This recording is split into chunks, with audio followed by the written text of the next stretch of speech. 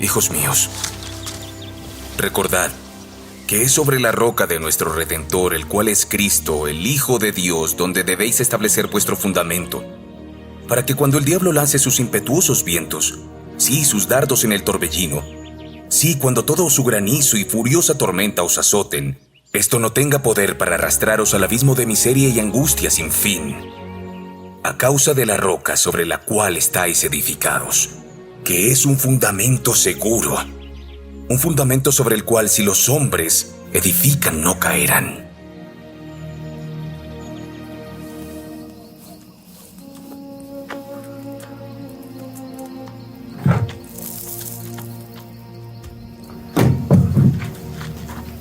Orad, nefitas.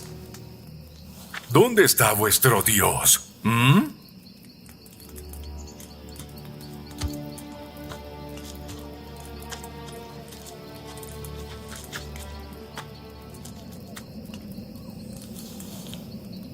Esos dos.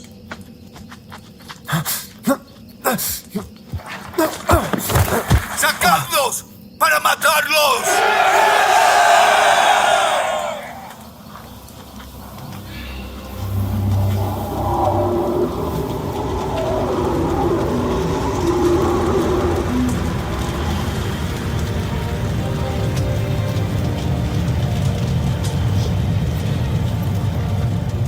No temáis, porque he aquí, es Dios quien os ha manifestado esta maravilla, que no podéis echar mano de nosotros para matarnos.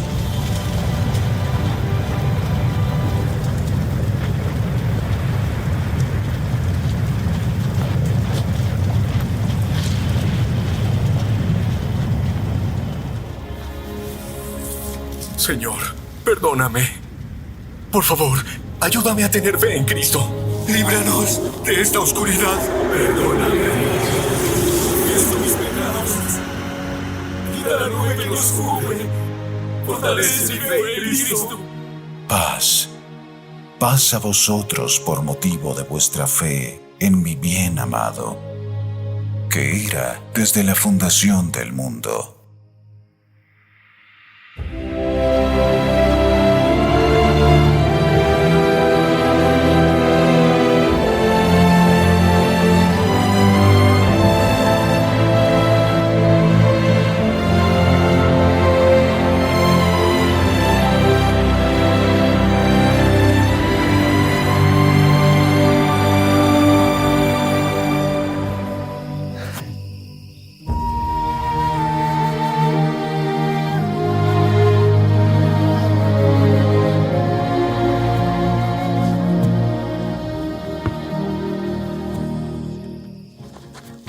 Y ocurrió que fueron y ejercieron su ministerio entre el pueblo, declarando en todas las regiones inmediatas las cosas que habían oído y visto, de tal manera que se convencieron de ellas la mayor parte de los lamanitas, a causa de la grandeza de las evidencias que habían recibido.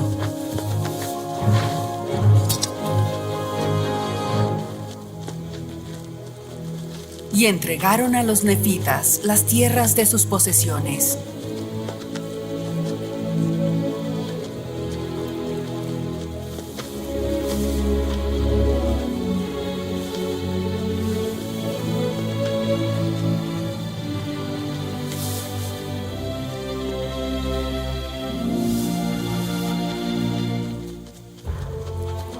Y los lamanitas, la mayoría de ellos, se habían vuelto un pueblo justo, al grado de que su rectitud excedía a la de los nefitas, debido a su firmeza y su constancia en la fe.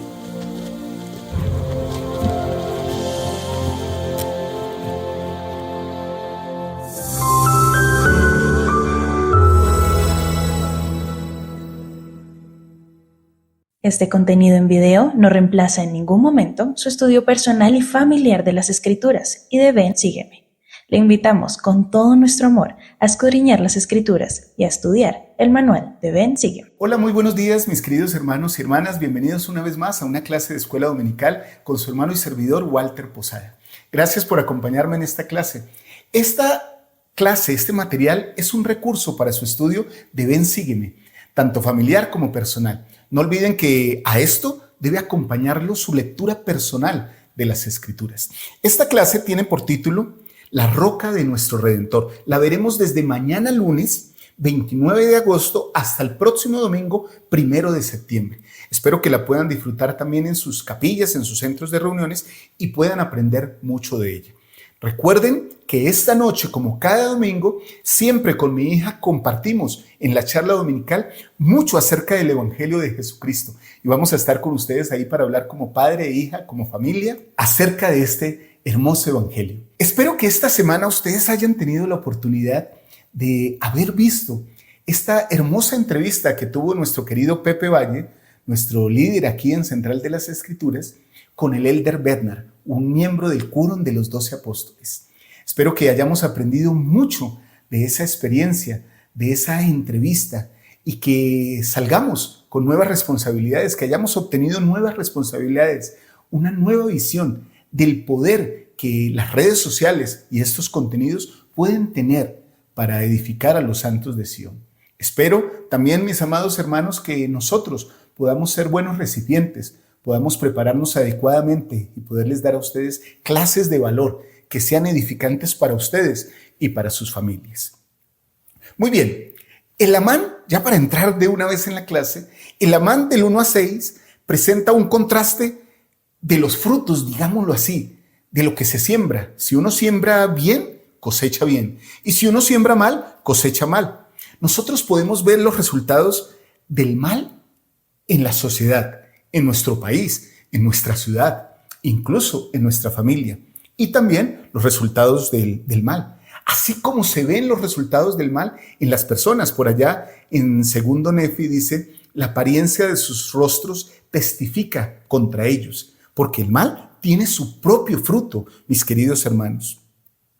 A veces el crecimiento personal y las bendiciones que reciben los santos de los últimos días, cada uno de nosotros, nos lleva a pensar que no necesitamos tanto de Dios. Muy al contrario, que debía hacernos más firmes y más fuertes y brindarnos más seguridad en las circunstancias complicadas. Nosotros a veces nos alejamos. Y entonces cuando vienen los tiempos difíciles, pues nos acordamos nuevamente del Señor. Nosotros también podemos en estos capítulos de El Amán comparar la discordia que hay entre la oposición y lo que es correcto.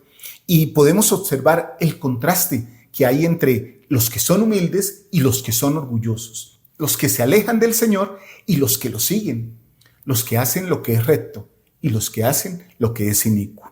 Creo que podemos aquí observar un camino que se basa en principios que llevan a la vida eterna, pero también un camino que se basa en prácticas indebidas que llevan a la aflicción, a la tristeza. Eso podemos aprender del pueblo nefita, de la nación nefita y también de la nación lamanita en estos capítulos. Y podemos ver cómo Cristo es la roca de nuestra salvación.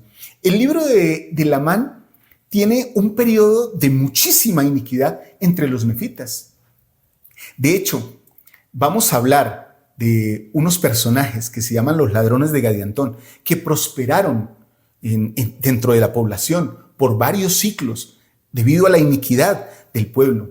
Y al final fueron destruidos, seguidos de mucho arrepentimiento. Esas combinaciones llevan a la maldad, a las ciudades, a los pueblos y también a las familias. A veces, mis queridos hermanos, ese tipo de maldad nace por algo pequeño que pasamos desapercibido. Cada uno de nosotros debe estar muy atento a un mal que es la contención y debemos evitar ser contenciosos. Vamos a ver 3 situaciones que se repiten muy a menudo en estos capítulos. Esas 3 situaciones o esas 3 condiciones, digámoslo así, que se repiten, las quiero colocar aquí en la pizarra, hermanos, son las siguientes. Contención, ladrones de Gadiantón o sociedades secretas y el orgullo. Luego vamos a hablar de 2 cosas fabulosas, propiedades espirituales, digámoslo así, que los santos de los últimos días podemos ganar.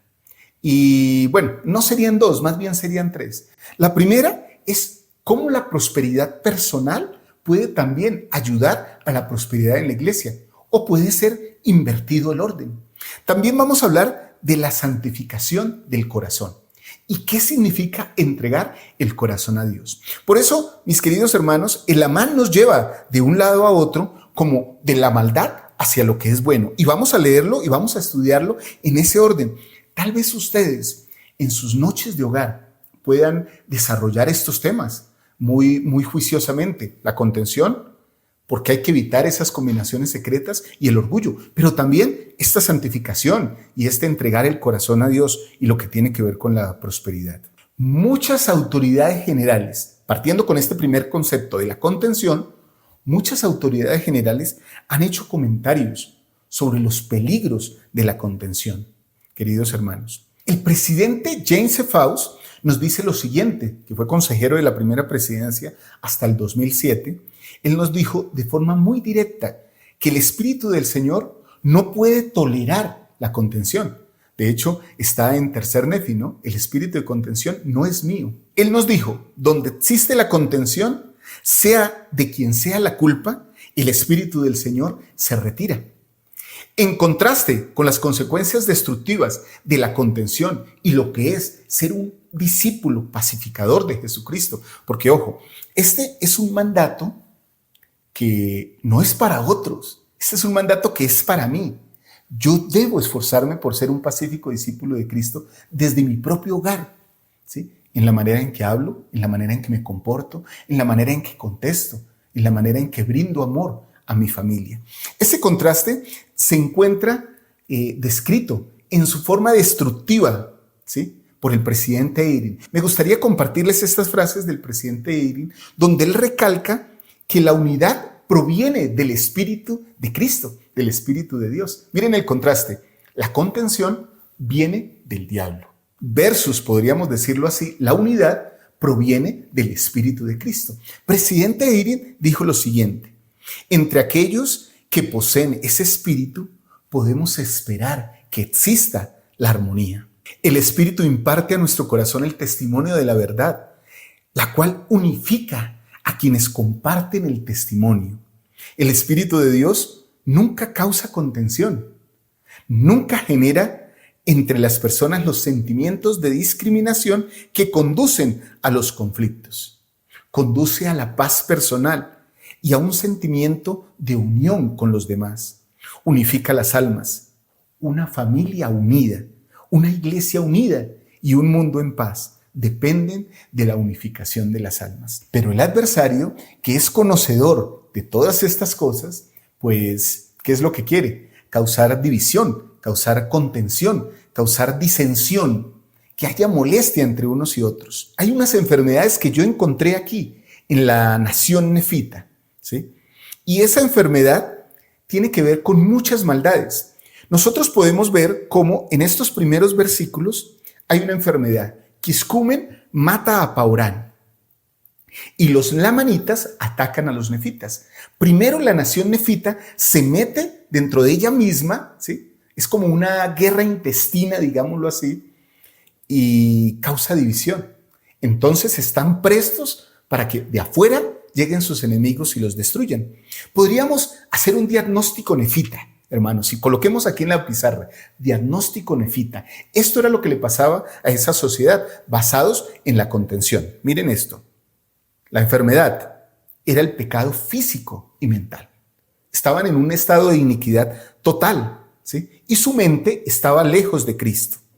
¿Cuál podríamos decir que sería la farmacia, dicen en algunos países, la botica, dicen en otros? Aquí en Colombia por lo menos también decimos droguería, ¿sí? Donde se venden los medicamentos. ¿Cuál sería ese lugar para encontrar la cura para esta enfermedad de pecado físico y mental? Pues hermanos, pueden ser la iglesia y sus programas para nosotros. Para los nefitas eran sus profetas, lo mismo que es para nosotros. Hoy día la voz del profeta nos ayuda a encontrar lo que necesitamos, la medicina. Ahora, ¿cuál era esa medicina? El Evangelio de Jesucristo. En la antigüedad, en ese tiempo y en este tiempo. ¿Se dan cuenta? Ahí tenemos un diagnóstico, como si un doctor nos estuviera recetando o haciendo una receta médica o una fórmula médica, como ustedes la llamen, un diagnóstico. Enfermedad, medicina, ¿sí? Y dónde encontrarla. ¿sí? Esas son las tres cosas que nos enseña el libro de Lamán. Pero todo eso, mis queridos hermanos, se genera por la contención. Si ustedes se dan cuenta, por allá en el capítulo 1, en el versículo 9, de las primeras cosas que pasa es que Quiscumen mata a Paurán, el juez superior. Porque hay una combinación no secreta, pero ahora vamos a hablar un poco más de ellas. Esta combinación se llama o se conoce en el libro de Mormón. Y de hecho, llega a decirse en el libro de Mormón de ella que provoca casi la destrucción de la nación nefita. Es increíble que los lamanitas, en medio de algunos desórdenes espirituales y físicos que tenían, refiriéndome a lo temporal, fueron más precavidos y cerraron más las puertas a esas bandas secretas. Los nefitas permitieron que crecieran dentro de ellos hasta que tuvieron mucho poder. La guía de las Escrituras nos dice esto sobre las combinaciones secretas. Dice, véase también Caín. Miren con quién asocia a las combinaciones secretas. Caín, Gadiantón, ladrones de Gadiantón. Entonces nos dice, organizaciones de personas unidas por juramentos con el fin de llevar a cabo los propósitos inicuos del grupo. Cualquier organización unida por juramento con el fin de hacer iniquidad y de causar mal a otros es una combinación secreta. Vamos a ir a Elamán. Vamos a ir al libro de Mormón, a Elamán, en el capítulo 6, hermanos. Vamos a leer el versículo 18. Vamos a leer algunos versículos de aquí en adelante. Miren, empecemos con el 18. Y aquí, estos asesinos y ladrones eran una banda que habían formado Quiscumen y Gadiantón, que eran dos seres terribles. Y sucedió que aún entre los nefitas había muchos de la banda de Gadiantón. Mas he aquí, eran más numerosos entre la parte más inicua de los lamanitas y eran conocidos como los ladrones y asesinos de Gadiantón. Y fueron ellos los que asesinaron a Sesorán, el juez superior, y a su hijo, mientras ocupaban el asiento judicial. Y he aquí, no los descubrieron, porque se ocultaban mucho, ¿no? Entre toda la sociedad. Mantenían, digámoslo así, camuflados, desapercibidos en la sociedad. Y sucedió que cuando los lamanitas descubrieron que había ladrones entre ellos, miren lo que les digo, se afligieron en extremo y se valieron de cuantos medios había en su poder para destruirlos de sobre la faz de la tierra. Mas he aquí, Satanás incitó el corazón de la mayoría de los nefitas, a tal grado que se unieron a esas bandas de ladrones y participaron de sus convenios y sus juramentos de que se protegerían y se preservarían unos a otros en cualesquiera circunstancias difíciles en que se encontrasen, a fin de que no fuesen castigados por sus asesinatos y sus robos y sus hurtos. Así se protegían, ¿no? Y acaeció que tenían sus señas, sí, sus señas y sus palabras secretas. Y esto a fin de reconocer al hermano que hubiese concertado el convenio, para que cualquiera que fuese la iniquidad que su hermano cometiera, no lo perjudicara a su hermano, ni tampoco aquellos que pertenecieran a la banda y hubieran hecho este convenio. Y así, dice el versículo 23, podrían asesinar y robar y hurtar y cometer fornicaciones y toda clase de iniquidades en oposición a las leyes de su patria, así como las leyes de su Dios. Y cualquiera de los que perteneciese a esa banda que revelase al mundo sus iniquidades y sus abominaciones debía ser juzgado, no según las leyes de su patria, sino de acuerdo con las leyes de su iniquidad, las cuales habían dado Gadiantón y Quiscumen. Y aquí son estos juramentos y pactos secretos los que Alma mandó a su hijo que nunca se divulgaran al mundo, no fuese que llegaran a ser un medio para conducir al pueblo a la destrucción. ¿Y quién era el autor de todo esto? Bueno, el autor material o físico que se ve aparentemente es Gadiantón, ¿no? Finalmente se llama la banda de Gadiantón y sus líderes son Gadiantón y Quiscumen. Nos dice del autor de estas bandas, miren quién es. Sí, aquel mismo ser que conspiró con Caín, que si asesinaba a su hermano Abel, el mundo no lo sabría. O sea, solo lo vamos a saber nosotros dos, no te preocupes. Falso de lo más falso, porque recuerden que Satanás Lucifer nunca acoge al que hace mal. Nunca acoge al que hace mal, nunca lo protege. Al contrario, lo abandona. Y desde entonces conspiró con Caín y sus secuaces. O sea, esto no es nuevo, mis amados hermanos y hermanas. No es nuevo de la nación nefita. Es algo que viene desde Caín. Caín introdujo esas cosas al mundo. Pero Satanás es el autor. Satanás dice en los versículos siguientes que él inculcó en el corazón del pueblo, ¿sí?, muchas cosas malas, como construir una torre, ¿recuerdan? Aquí nos dice el versículo, y esparció obras de tinieblas y de abominaciones. Nos continúan diciendo los siguientes versículos, que arrastró al pueblo a una destrucción completa y a un infierno eterno. Entonces el versículo 29 nos dice, sí, es el mismo ser que inculcó en el corazón de Gadiantón que continuara las obras de tinieblas y de asesinatos secretos. Y él lo ha propagado desde el principio del hombre hasta hoy. Y ese hoy, hermanos, se aplica a nosotros. Ya, este es un hoy que está aquí en el libro de Mormón, pero que realmente se aplica también a nosotros. Hasta el día de hoy se propagan estas iniquidades en el mundo por el adversario. Él es el que inculca estas cosas en los corazones de los hombres. Miren lo que dice el versículo 30. He aquí, es él el autor de todo pecado.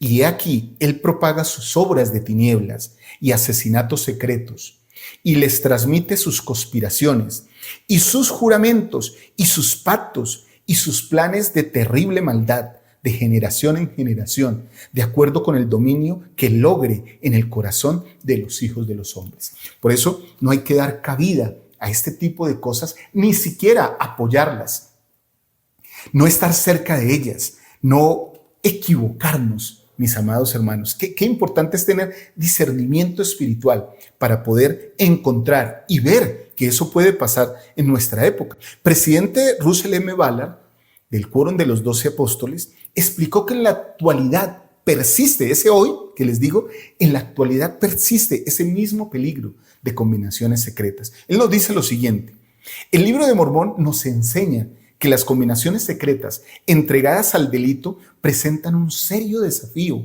no solamente entre personas o para personas y familias, sino para civilizaciones enteras, para naciones. Cuando hay una combinación secreta, hermanos, generalmente se apodera, se toma el poder y puede destruir un país, una nación completa y, ¿por qué no?, el mundo. Entre las combinaciones secretas de nuestra época se encuentran las pandillas, las organizaciones de narcotraficantes y las mafias. Las organizaciones secretas de nuestros días funcionan como los ladrones de Gadiantón en la época del libro de Mormón. Tienen señas y contraseñas secretas, participan en ritos secretos y llevan a cabo ceremonias de iniciación. Entre otras, tienen la finalidad de asesinar y robar y hurtar y cometer fornicaciones y toda clase de iniquidad en oposición a las leyes de su patria, así como a las leyes de Dios. ¿Conocen eso en sus países? Seguramente que sí, hermanos. ¿Han visto algo parecido? Al menos aquí en mi país, en Colombia, hemos visto de esto muchísimo. Hemos participado de esto. Bueno, participado no, más bien hemos sentido el efecto de todas esas organizaciones en nuestra vida. Mafias, asociaciones, personas que están maquinando el mal, que siempre están destruyendo, causando terror, terroristas, sin importar cuál sea su bandera, porque a veces se ocultan bajo lo social o bajo buenas obras. Aquí en Colombia nos ha sucedido muchísimo que estas bandas regalan incluso comida o dinero y algunas personas les aman por eso, pero al final, hermanos, llevan a la destrucción de un país, como casi han llevado a la destrucción a nuestro país. ¿Han visto eso en sus comunidades? Hay que cuidarnos de ese tipo de cosas. Miren lo que continúa diciendo el presidente Ballard. Si no tenemos cuidado, las combinaciones secretas de la actualidad pueden cobrar poder e influencia tan rápida y completamente como lo hicieron las de los días del libro de Mormón. Y aquí quiero hacer un paréntesis. Hubo un tiempo incluso que aquí en Colombia, hermanos, muchas de nuestras capillas de la Iglesia de Jesucristo de los Santos de los Últimos Días fueron voladas, fueron destruidas. Colocaron bombas en ellas. Estas mafias, estos grupos, pensaban que por tener un origen norteamericano nosotros éramos norteamericanos o teníamos influencia norteamericana, y efectivamente que sí la tenemos en cuanto a lo espiritual. Entonces tomaron como blanco muchos de nuestros edificios. Recuerdo un día en particular que con mi buen hermano Jaime, que ya no está siendo el obispo, nos citó para ir a hacer orientación familiar a muchas personas, a varias, entre esas a mí, pero él citaba 1 hora y yo trataba de llegar más temprano. Cuando quise llegar a la capilla, había mucha gente, cuadras, calles antes, gritando y corriendo hacia la capilla. Yo pensé, ¿qué está pasando? Cuando me quise acercar, el tumulto era terrible. Y entonces me abrí paso y vi a mi hermano Jaime entre la capilla recogiendo algunas cosas. Nuestra capilla, recuerdo en ese tiempo, del barrio Tunjuelito, fue explotada por un petardo de, no sé si de dinamita con explosivos. Afortunadamente, mi hermano llegó unos minutos después de que esta explosión sucediera. Cuánta tristeza nos dio. Nos fundimos en un abrazo y recordamos cuánto el Señor nos ama.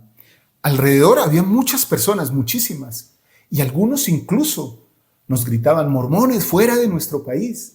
Era increíble cómo la sociedad, en lugar de apoyarnos a nosotros que creíamos en Dios, nos querían sacar, como diciendo que éramos culpables de que eso pasara. A veces, como sociedades, hermanos, permitimos que las cosas malas sucedan en nuestros países.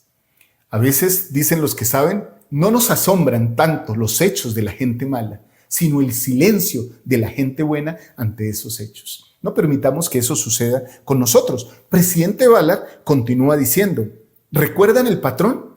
Las combinaciones secretas empezaban entre los más perversos de la sociedad, pero terminaban seduciendo a la mayor parte de los justos hasta contaminar a la sociedad entera. El libro de Mormón enseña que el diablo es el autor de todo pecado y el fundador de estas combinaciones secretas. Él se vale, como ya lo vimos, él se vale de combinaciones secretas como las pandillas, de generación en generación, de acuerdo con el dominio que logre en el corazón de los hombres, de los hijos de los hombres. Su propósito es destruir a las personas, a las familias, a las comunidades y a las naciones. Hasta cierto punto tuvo éxito en las épocas del libro de Mormón y está teniendo demasiado éxito hoy. Por esta razón es tan importante que nosotros, como poseedores del sacerdocio, tomemos la determinación de defender la verdad y la rectitud, haciendo lo que esté a nuestro alcance para mantener a nuestras comunidades a salvo. Si ustedes quieren ver esta referencia completa de este discurso, pueden encontrarla en la Liaona de enero de 1998, hermanos. Una referencia completa a todas estas combinaciones secretas, un discurso poderoso, para que no nos llamemos a engaños y no nos equivoquemos, hermanos, porque a veces tomamos caminos inadecuados y apoyamos lo que no es correcto. Ahora, podríamos pensar, ¿qué podemos hacer nosotros?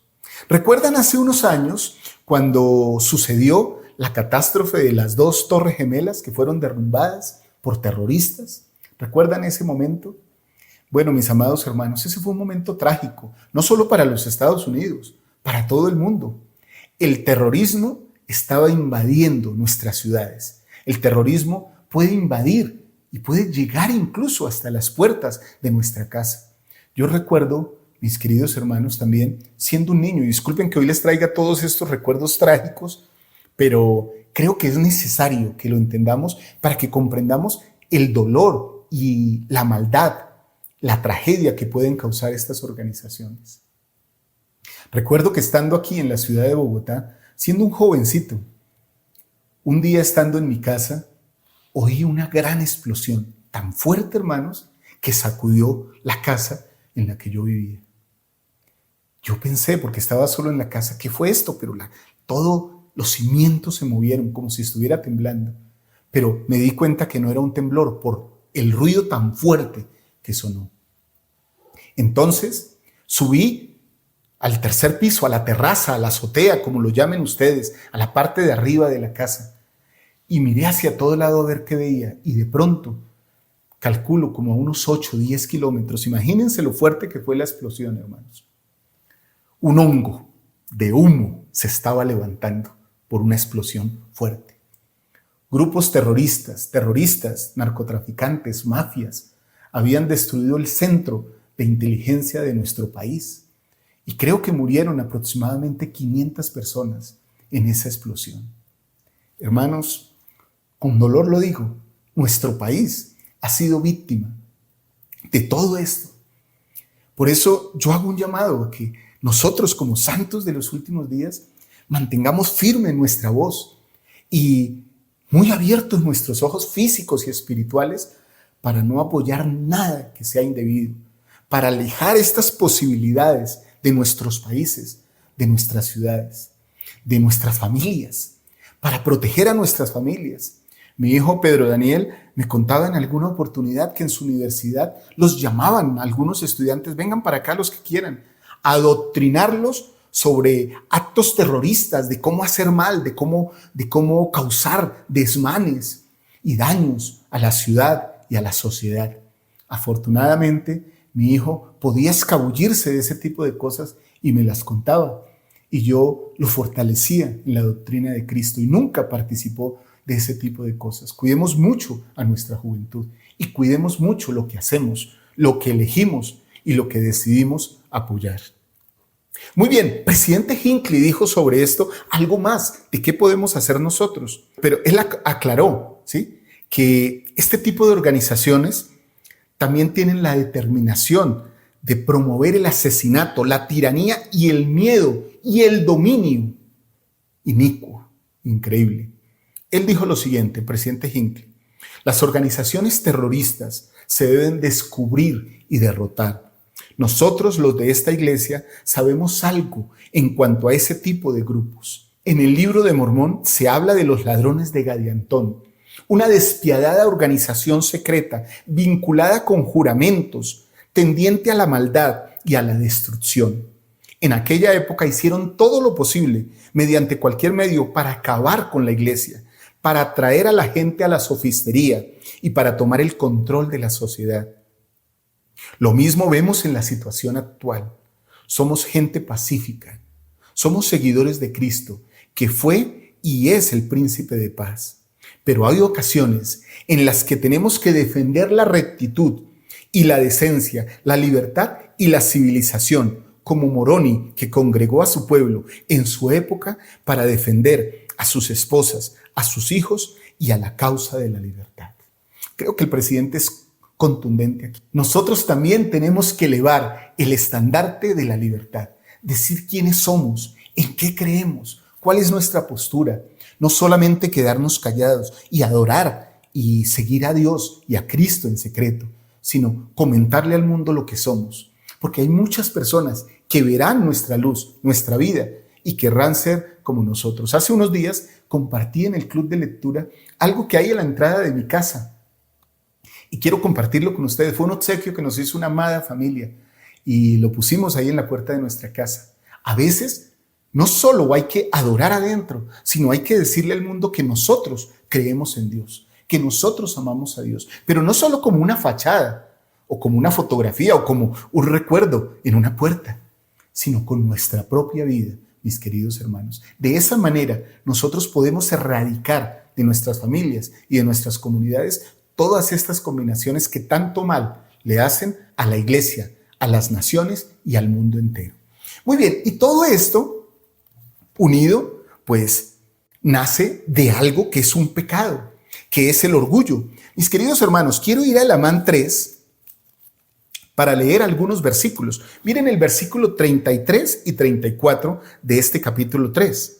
Nos dice lo siguiente: y en el año 51 del gobierno de los jueces, también hubo paz, con excepción del orgullo que empezó a insinuarse en la iglesia. No afuera, en la iglesia. No dentro de la iglesia de Dios, sino en el corazón de aquellos que profesaban pertenecer a ella. O sea, hoy día el orgullo no se mete en la iglesia en sí como organización, sino en sus miembros, en nosotros. Eso también puede pasar. Miren lo que sucedía ahí. Y se ensalzaron en el orgullo. al grado de perseguir a muchos de sus hermanos. Qué triste. Y esta fue una iniquidad muy grande que hizo que la parte más humilde del pueblo sufriera grandes persecuciones y pasara muchas aflicciones. Y quiero leer, si me lo permiten, el versículo 36. Me salto el 35, que ahorita lo vamos a estudiar. Y sucedió que en el año 52 también concluyó en paz, salvo el desmedidamente grande orgullo que había entre el corazón del pueblo. Y fue por motivo de sus grandes riquezas y su prosperidad en la tierra, y aumentaba en ellos día tras día. Entonces, mis queridos hermanos, aquí llegamos a un punto interesante. Mormón se preocupó por señalarnos el orgullo. ¿Cómo no forma parte de la iglesia del Señor? ¿Cómo el orgullo no es un principio de la iglesia de Jesucristo? Ni un bastión, ni una base, no. Pero sí es la causa que se introduce en el corazón de los miembros y produce muchísima iniquidad. Debemos cuidarnos de ello, hermanos. Debemos cuidarnos. Cualquier sentimiento de enemistad de nosotros hacia Dios o hacia nuestros hermanos o hacia otra persona es un síntoma de orgullo. No se olviden de eso, hermanos. Hace unos días hablábamos con Pedro Daniel y bromeábamos. Y entonces yo le dije, no te quiero. Le dije, no te quiero. Y me dijo, el orgullo es enemistad. Me dijo, el orgullo es enemistad. Recordándome algo que había aprendido en institutos y seminarios. Mis amados hermanos y hermanas, el presidente Benson habló mucho sobre este tema del orgullo, ¿recuerdan? Él dijo lo siguiente sobre esto que es nocivo y que ataca a toda la iglesia. Piensen, dijo él, en lo que nos ha costado el orgullo en el pasado y el precio que ahora pagamos por él nosotros mismos, nuestras familias y la iglesia. Piensen en el arrepentimiento que existirá con vidas cambiadas, matrimonios preservados y hogares fortalecidos, si el orgullo no nos impidiera confesar nuestros pecados y abandonarlos. Piensen en los muchos miembros de la iglesia que están menos activos porque se han ofendido y su orgullo no les permite perdonar ni sentarse cabalmente a comer de la mesa del Señor. Ahora, yo quiero aclarar algo aquí. Pensemos también en los miembros de la iglesia que se han ido a causa de nuestro orgullo, porque los hemos ofendido y nosotros no hemos tenido la humildad para pedirles perdón. Pensemos también en eso. Ahora continúo con lo que dice el presidente Benson. Piensen en las decenas de miles de jóvenes y de matrimonios que podrían estar en las misiones si no fuera por el orgullo que les impide entregar su corazón a Dios. Piensen en cuánto aumentaría la obra del templo si fuera más importante dedicarnos a ese servicio divino que a los diversos intereses de nuestro orgullo que nos roban el tiempo.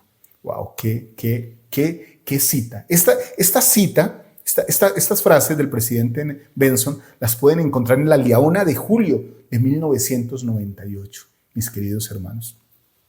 A todo esto, y voy a mostrar este esquema aquí, a todo esto, mis queridos hermanos, es lo que se le conoce permanentemente en las escrituras como el ciclo del orgullo.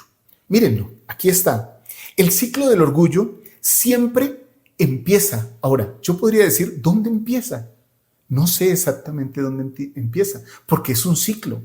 Y muchas personas se meten en ese ciclo. Muchas ciudades, muchas familias, muchas naciones se meten en ese ciclo. ¿Dónde empieza? ¿Dónde termina? No sé. Pero tiene orgullo e iniquidad. Tiene destrucción y padecimiento. Luego de eso, los pueblos generalmente se humillan y se arrepienten. Y entonces el Señor los prospera por su rectitud. Pero entran nuevamente en orgullo e iniquidad. Y así y así. Alguien tiene que romper ese ciclo. Esos podemos ser nosotros, los que rompamos el ciclo del orgullo. Hermanos, el orgullo es una maldad que, según se nos ha enseñado, es fácil de ver en otros, pero muy difícil de reconocer en nosotros mismos. El orgullo parte de cosas pequeñas, como decirle no a un llamamiento, despreciar lo que dicen nuestros líderes, menospreciar las palabras de nuestro profeta. El presidente nos invita a ir al templo. ¿Para qué ir al templo? Ahí hay orgullo. El orgullo está cuando yo sé que hay alguien que necesita alimento y yo lo tengo y sin embargo no lo comparto. Hermanos, el orgullo tiene muchas manifestaciones. Me gustaría, si es posible, que ustedes colocaran aquí abajo sus comentarios. ¿Qué tipos de orgullo identifican? No en la vida de otros, sino en su propia vida. Y esto no para flagelarnos y decirnos pecadores, sino que a veces hablamos del orgullo también, hermanos, como algo que pasa fuera de nuestra vida. Pero siempre el orgullo tiene un principio y es en nuestros corazones. El elder D. Todd Christofferson enseñó cómo nos puede ayudar a ser fieles en el Evangelio y cómo nos ayuda a deshacernos del orgullo, a evitarnos esos dolores que causa el orgullo, a extirparlo de nuestro corazón. Creo que cada vez un verdadero santo de los últimos días debe ser un poquito más semejante a Cristo, o sea, al menos un poquito más humilde cada día y menos orgulloso. Él nos dijo, ¿qué puedes hacer para que el Evangelio de Jesucristo no solo influya en tu vida, sino sea la influencia dominante y de hecho el núcleo de lo que eres? En primer lugar, debes dejar a un lado cualquier sentimiento de orgullo que es tan común en el mundo de hoy. Me refiero a la actitud que rechaza la autoridad de Dios para gobernar nuestra vida. ¿Por qué haría esto o aquello? Están los mandamientos. ¿Por qué tengo que seguirlos? ¿Por qué tengo que obedecer los mandamientos? Piensen en esto, hermanos. Hoy en día se oye expresado en frases como esta: haz lo que te plazca. O lo bueno y lo malo dependen de lo que yo considere conveniente. Esa actitud es una rebelión contra Dios. Este comentario ustedes lo encuentran en la Liaona de mayo de 2004, mis queridos hermanos. Poderosas palabras, poderosas palabras. Lo que haga depende de mí. O como cuando alguno de nosotros dice, esta decisión es mía, es mi decisión. Pero ¿a cuántos vas a afectar con esa decisión? Yo preferiría más bien decir, esta decisión es mi decisión, después de haberla consultado con Dios y con los que amo. Un padre no debería tomar decisiones solo, sino con su esposa y con sus hijos, si es posible. Los hijos no deberían tomar decisiones solos, sino con el consejo de sus hermanos mayores, como aprendimos. Y muchas veces tenemos que recurrir a nuestros líderes espirituales, buenos obispos, buenos presidentes de estaca, para que nos guíen, para que nos ministren y nos ayuden a tomar el mejor camino, la senda de los convenios. Bueno, hermanos, creo que todo eso, alejarnos del orgullo, dejarlo de lado, romper el ciclo del orgullo, nos ayuda a tener prosperidad, porque parte del ciclo del orgullo es la rectitud y la prosperidad. Resulta que el pueblo nefita se había vuelto muy próspero, miren, no solo en cuanto a la prosperidad material, sino en todo aspecto, aún en lo espiritual. Miren esta condición tan bonita que tenía el pueblo. Voy a correr esta notica que tengo aquí, que es muy bonita, me recuerda muchas cosas, la voy a correr un poquito para leer este versículo. Dice lo siguiente, versículo 24, de capítulo 3 de Lamán. Y ocurrió que en este mismo año hubo una prosperidad sumamente grande en la iglesia, de modo que miles se unieron a la iglesia y fueron bautizados para arrepentimiento. Qué bonito, miles. ¿Está pasando eso en nuestros barrios, en nuestras estacas? ¿Cuántos bautismos hubo este mes o el mes pasado? Puede tener alguna raíz nuestro orgullo. Puede ser que no estemos preparados y el Señor por eso no nos da nuevas ovejas para ministrar. Y tan grande, dice el versículo 25, fue la prosperidad de la iglesia y tantas las bendiciones que se derramaron sobre el pueblo que aún los propios sumos sacerdotes y maestros se maravillaban en extremo. Y aconteció que la obra del Señor prosperó a tal grado que se bautizaron muchas almas e ingresaron a la iglesia de Dios. Sí, hasta decenas de miles. ¡Wow! ¡Qué hermoso! Y miren este versículo, el versículo 27. Por eso hay que leer las Escrituras, hermanos. Lean todo esto ya de manera personal y familiar. Los invito a que lo hagan. Les imploro que lo hagan. Van a tener sentimientos espirituales hermosos al hacerlo. Versículo 27. Así vemos que el Señor es misericordioso para con todos aquellos que con la sinceridad de su corazón quieran invocar su santo nombre. Y así vemos que la puerta, el versículo 28 del cielo, está abierta para todos, sí, para todos los que quieran creer en el nombre de Jesucristo, que es el Hijo de Dios. Ay, qué hermoso, hermanos. Y eso nos protege, dice el versículo siguiente, de las artimañas de Satanás, de todo lo que él busca hacernos, en lo que nos busca hacer caer a nosotros. Mientras servía en calidad de 70, el elder Dean L. Larsen, que me encantaban los discursos de él observó una relación directa que hay entre la fidelidad al Señor y la prosperidad. Miren esto que él nos dice: cuando la vida de las personas está en armonía con la voluntad del Señor, todos los factores esenciales que producen las bendiciones que Dios condesciende dar a sus hijos parecen ocupar el lugar que les corresponde. Reinan el amor y la armonía, e incluso el tiempo, el clima y los elementos parecen cooperar. Perduran la paz y la tranquilidad. La industria y el progreso caracterizan la vida de las personas. Tenemos la promesa del Señor de que Él bendecirá y prosperará a los de su pueblo si guardan sus mandamientos y recuerdan buscarlo a Él como fuente de las bendiciones. Hasta me acuerdo de esa canción, Fuente de las Bendiciones.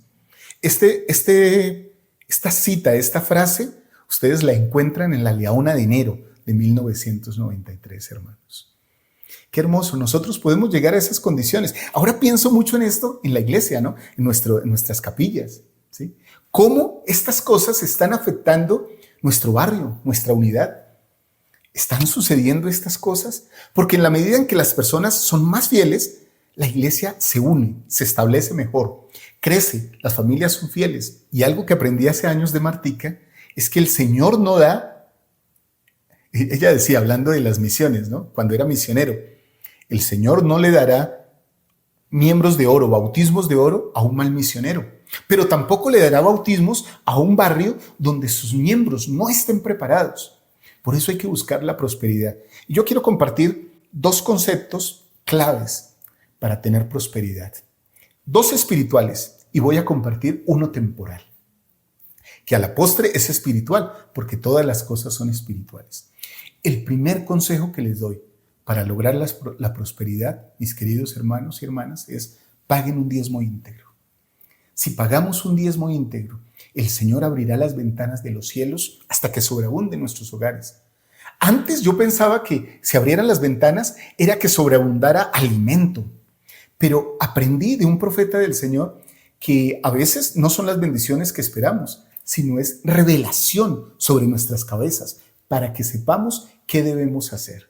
Y ahorita voy a relacionar ese principio con el principio temporal que les dije. Y el segundo principio espiritual, hermanos, es: santifiquen el día de reposo. Vayan a sus capillas, vayan a la iglesia, reúnanse con los hermanos, dedíquenle un tiempo al Señor. Con tristeza he visto que últimamente se ha puesto como de moda, como de tendencia en muchos miembros de la iglesia, ir solo a una reunión, a la reunión sacramental, y luego salen para su casa. Hermanos, está bien participar de la reunión sacramental. De hecho, es la reunión más importante. Y si por algún motivo de fuerza mayor tiene que ser así, está bien. Pero el motivo de fuerza mayor solo lo sabemos nosotros. Y no puede ser un caballito de batalla excusarnos para nunca estar en las reuniones de la Sociedad de Socorro, de la escuela dominical donde aprendemos del Ven Sígueme, o las reuniones del sacerdocio. Dediquen el tiempo necesario al Señor en la iglesia, pero ese no es solo el día de reposo. Muchas personas se debaten qué se debe hacer en el día de reposo. Yo no les voy a decir qué no se debe hacer, les voy a decir qué se debe hacer. En el día de reposo, después de asistir a nuestras reuniones dominicales, se debe estar en familia. Se debe compartir alimentos en familia, hablar, disfrutar a la familia. Si esporádicamente, óiganme esto, a los hermanos líderes que me escuchan, esporádicamente, tal vez haya alguna reunión a la que asistir, esporádicamente. No debe ser costumbre tener reuniones los días domingos, nos han indicado los profetas, porque es un día más para estar en la familia y también para sacar tal vez un tiempo, como lo hicieron los buenos hermanos a los que amo, mi hermano Ángel y mi hermano Carlos, que los instruí Bueno, no los instruí porque no soy quien para instruirlos, son personas muy sabias. Más bien, les hice una invitación de visitar a unas familias y un domingo en la tarde sacaron un tiempito de sus familias y fueron y visitaron a una familia y tuvieron una excelente experiencia espiritual. Ellos me la comentaron, me la informaron. Qué hermoso, hermanos. Eso se puede hacer en día de reposo. Ver videos como estos, ¿por qué no? Claro, si edifican. Descansar un poco y compartir, vuelvo a decir, mucho en familia, leyendo las Escrituras y hablando acerca de las cosas del Evangelio. Y el principio temporal que les quiero dar para la prosperidad es trabajar. Nunca se cansen de trabajar. Trabajen, sean constantes en sus trabajos. Por humildes que ellos sean o que parezcan, son lo que dará la estabilidad tarde o temprano. Sean constantes, perseveren, no sean como el que inicia y da 3 pasos y deja todo botado. Sean, como dice el libro de ese pensador, como la gota que termina por demoler la montaña. Sean disciplinados, hermanos. Así pueden obtener prosperidad en esta tierra. Y con prosperidad se puede servir más en la iglesia. Ahora, el Amán también nos habla de algo que se llama la santificación del corazón. Y esa santificación se ha definido como el proceso por el cual la persona se libra del pecado y se vuelve pura y limpia y santa mediante la expiación de Cristo. Eso lo encontramos por allá en Mosía 6 y en la guía del estudio para las Escrituras. Ahí está. Es un proceso de limpieza, de purificación. En el tiempo del Amán, muchos miembros siguieron creciendo espiritualmente, lo cual resultó en la santificación de sus corazones. Y aquí viene uno de los versículos que más amo de las Escrituras. Quisiera llegar a este punto, hermanos. Yo quisiera llegar personalmente a este punto. ¿Qué piensan ustedes de esto? Después de leer este versículo, me gustaría que aquí abajo en la clase, los que me ven en vivo, los que me están viendo en vivo en esta clase, los invito a que después vean la clase y otra vez coloquen sus comentarios debajo de la clase. Por favor, necesitamos ver esos comentarios ahí y nutrirnos y edificarnos todos. Miren lo que dice este versículo. No obstante, ayunaron y oraron frecuentemente y se volvieron más y más fuertes en su humildad y más firmes en la fe de Cristo, hasta henchir sus almas de gozo y de consolación. Sí, hasta la purificación y santificación de sus corazones. Santificación que viene de entregar el corazón a Dios. Qué hermoso.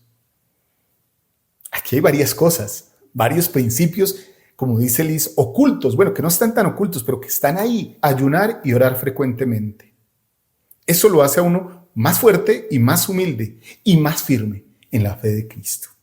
Entonces, después de que suceden esas cosas, viene la consolación, el gozo, la purificación y la santificación. Y esa santificación viene de entregar el corazón a Dios. Ahora, mis queridos hermanos, el presidente Faust enseñó esto, que este tipo de crecimiento se da cuando uno se acerca a Cristo. Pero este tipo de crecimiento espiritual de santificación no se da sin la ayuda del Espíritu Santo, que promueve los deseos más íntimos del corazón del ser humano para que sea más parecido al Salvador. Él dijo, el comportamiento cristiano fluye del manantial más recóndito del corazón y del alma humana. Lo guía el Espíritu Santo del Señor, que se prometen las ordenanzas del Evangelio. Por eso es tan importante ir seguidamente al templo para hacer ordenanzas, porque las ordenanzas nos permiten tener ese espíritu que santifica nuestro cuerpo. Nuestra esperanza más grande debería ser la de disfrutar de la santificación que se recibe de esa guía divina. Nuestro mayor temor debería ser el de perder esas bendiciones. Y todo esto, toda esta santificación viene de entregar el corazón a Dios. Aquí lo dice al final de la Escritura, esa santificación que viene de entregar el corazón a Dios. Quiero colocarlo aquí grande. Santificación que viene de entregar el corazón a Dios. Entregar el corazón a Dios, hermanos. Cuando uno habla de esto, significa que uno rinde su corazón a Dios, que ya su corazón no es como de uno, sino que es de Dios, que uno somete sus propios deseos, sus propios sentimientos, a los sentimientos y a los deseos de Dios. Lo de uno sale del corazón y entra lo que es de Dios. Bueno, esto tiene mucho, hermanos, esto tiene mucho que enseñarse. Seguramente esta semana en el club de lectura voy a compartir con ustedes mucho de esto de santificar el corazón, de entregar el corazón a Dios. Miren lo que dijo el Elder Maswell sobre esto tan bonito. Él dijo: la máxima consagración consiste en entregarse uno mismo a Dios. Cristo utilizó las palabras inclusivas, corazón, alma y mente, para describir el primer mandamiento, el cual siempre está vigente de manera constante y no periódica. Eso no tiene vacaciones. O no es como me dijo alguien: yo estoy en otra etapa de mi vida, como queriéndome decir que ya había servido mucho y ya no sirvo. No, hermanos, eso no puede ser así, ¿sí? Eso no es periódico. Si se observa, nuestras acciones se tornarán como resultado en una consagración total para el beneficio perdurable de nuestra alma. Dicha totalidad comprende la convergencia sumisa de sentimientos, pensamientos, palabras y hechos. Esas palabras las encuentran en la Liaona de julio de 2002, del Elder Nila Maswell. Qué hermoso. Esto no debe ser algo periódico. Eso es una entrega día a día, poco a poco. Ahora, mis amados hermanos, no nos podemos ir de esta clase después de hablar de santificación y de entregar el corazón a Dios sin hablar de lo que es el fundamento de todo lo que hacemos. Y de este versículo que también me encanta, uno de mis versículos favoritos, un clásico de las Escrituras. Y ahora bien, recordad, hijos míos, Alma 5:12. Porque aquí la palabra recordad es muy importante, hermanos. Y si leyéramos desde el versículo 11, tal vez, no, leamos el versículo 9 y voy a saltar al 12 para ver lo importante que es recordar. Oh, recordad, hijos míos, las palabras que el rey Benjamín habló a su pueblo. Sí, recordad que no hay otra manera ni medio por los cuales el hombre puede ser salvo, sino por la sangre expiatoria de Jesucristo, que ha de venir. Sí, recordad que Él viene para redimir al mundo. Aquí en este versículo encontramos la palabra recordad 1, 2, 3, 4 veces, hermanos. En un solo versículo, la palabra recordad. Ahora pasemos al versículo 12. Y ahora bien, recordad, hijos míos, recordad que es sobre la roca de nuestro Redentor, el cual es Cristo, el Hijo de Dios, donde debéis establecer vuestro fundamento. ¿Para qué, hermanos? Para que cuando el diablo lance sus impetuosos vientos, sí, sus dardos en el torbellino, sí, cuando todo su granizo y furiosa tormenta os azoten, esto no tenga poder para arrastraros al abismo de miseria y angustia sin fin, a causa de la roca sobre la cual estáis edificados, que es un fundamento seguro, un fundamento sobre el cual, si los hombres edifican, no caerán. Qué hermosos versículos. Presidente Spencer W. Kimball nos habló de esto, de Cristo, pero también de lo importante que es recordar. Por eso, hermanos, nunca olviden quién los trajo a la iglesia. Fue el Salvador mismo. Así como por un lado el adversario inculca en el corazón de los hijos de los hombres cosas malas, el Salvador invita, persuade a los hombres con amor a seguir lo que es bueno. Y nosotros seguimos al Salvador y buscamos siempre tener nuestro fundamento en Él. Sin Él estaríamos perdidos, hermanos. Yo testifico de eso. Me gustaría que ustedes dejaran su testimonio aquí abajo de cómo sienten que Cristo es su fundamento. Voy a leerles ahora, mientras que ustedes colocan ahí sus comentarios, algo que dijo el presidente Kimball. Él dijo: al buscar en el diccionario la palabra más importante, ¿saben cuál es? Podría ser recordar. Dado que ustedes han hecho convenios, saben qué hacer y saben cómo hacerlo. Lo que más necesitamos es recordar. Para eso vamos permanentemente al templo. Para eso vamos cada domingo a la iglesia, viviendo el día de reposo para tomar la Santa Cena y ¿qué? Recordarle siempre. Por esta razón es que todos van a la reunión sacramental, cada día de reposo a tomar la Santa Cena y a escuchar a los presbíteros orar diciendo que están dispuestos a recordarle siempre y a guardar sus mandamientos que Él les ha dado. Nadie debería olvidarse nunca Oigan esto, hermanos, nadie debería olvidarse nunca de ir a la reunión sacramental. La palabra es recordar. El programa es recordar. Esto es de un discurso que él dio en el sistema educativo por allá en 1968, hermanos. Qué bueno, qué hermoso. La palabra es recordar.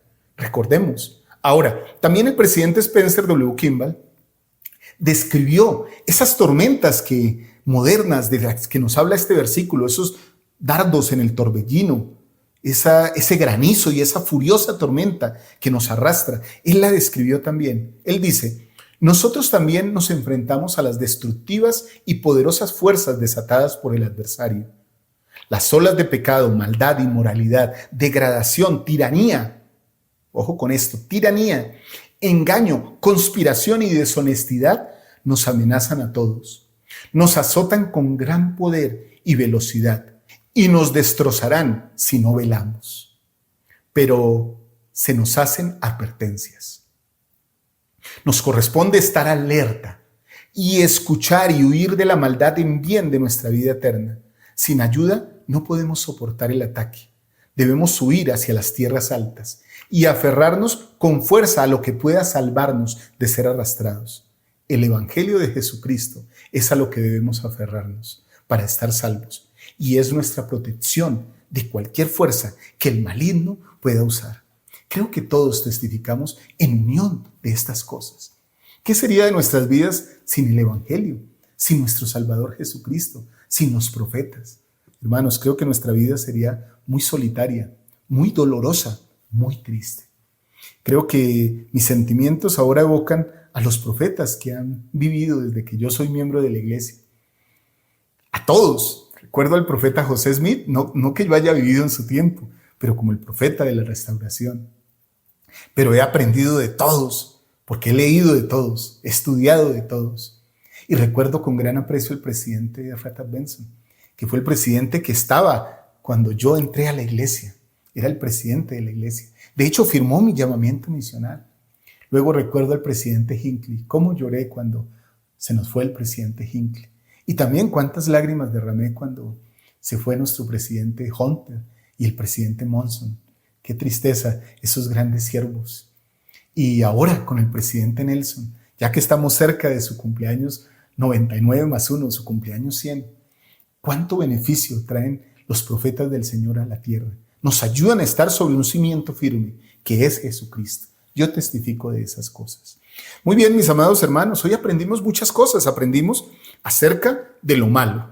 Aprendimos de la contención, que no es de Dios, que no es de Cristo. Aprendimos de las bandas secretas, que hay que combatirlas con la religión, con nuestra vida. Aprendimos del orgullo, que hay que evitarlo y el ciclo del orgullo. Aprendimos de la santificación del corazón, de la prosperidad que viene por guardar los mandamientos de Dios y la prosperidad que viene de nosotros y que inunda la iglesia y de la prosperidad que la iglesia tiene y nos inunda a nosotros. Aprendimos de la santificación, de entregar el corazón a Dios y de cómo Jesucristo es nuestro cimiento, nuestro fundamento seguro. Mis amados hermanos, gracias por acompañarnos el día de hoy. De verdad que amo compartir este contenido con ustedes, estas clases. Espero que esta les haya gustado. Espero sus comentarios aquí abajo. Espero su like, también que se suscriban aquí a nuestro canal de Central de las Escrituras. Y los espero también esta noche en la charla dominical con mi hija Liz, donde hablaremos más de estos temas de una manera más tranquila y más abierta con todos ustedes. Les amo profundamente. Gracias por todo lo que hacen y por todo lo que se esfuerzan por ser. Espero que esta clase y todo esto que hemos hablado hoy nos ayude a todos, a ustedes y a mí, a ser un poquito más semejantes a nuestro Salvador Jesucristo. Les amo mucho. Un beso. Un abrazo, feliz día de reposo, feliz semana. Chao, chao.